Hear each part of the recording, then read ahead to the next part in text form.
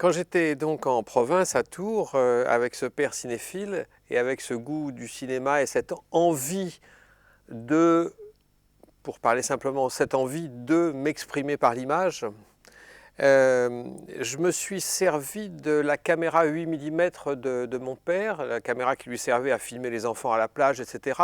Et il nous avait donné cette caméra 8 mm parce que lui était passé au 16 mm. Qui était très chic d'ailleurs. Après, il nous a prêté sa caméra 16 mm. Mais bref. Et en tout cas, dans tous ces travaux bricolés entre copains ou avec mon frère, ces petites histoires qu'on écrivait, qu'on tournait le dimanche matin, euh, on n'avait pas les moyens. On n'avait aucun moyen. Mais ça n'avait aucune importance. Il n'y avait même pas de son. C'était même pas du 8 mm sonore. C'était pas du Super 8, c'était du 8. Le son, on le rajoutait plus ou moins après, mais peu importe.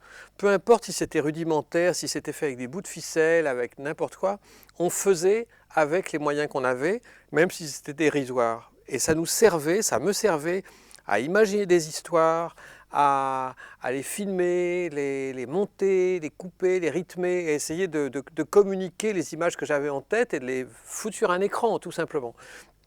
Aujourd'hui, les jeunes gens qui veulent se lancer dans le cinéma, se frotter à ce moyen d'expression, ont à leur disposition des moyens beaucoup plus simples, avec les petites caméras DV qu'on peut emprunter ou voler, enfin, à un oncle. Enfin voilà, c'est quand même des petits objets faciles et pas super onéreux. Il y a des bancs de montage qu'on peut inclure, des logiciels de montage qu'on peut foutre dans son ordinateur. Enfin, c'est devenu beaucoup plus facile. Et si jamais... C'est ce que je dis souvent à des jeunes gens qui me disent « Ah, comment faire, comment débuter ?» Si jamais on n'a pas une idée d'histoire précise en tête, si on se demande comment on va pouvoir, parce qu'on n'a pas d'acteur, parce qu'on n'a pas, etc. Faites un exercice qui est vraiment emballant, est assez simple et qui peut être très payant. Tournez des clips.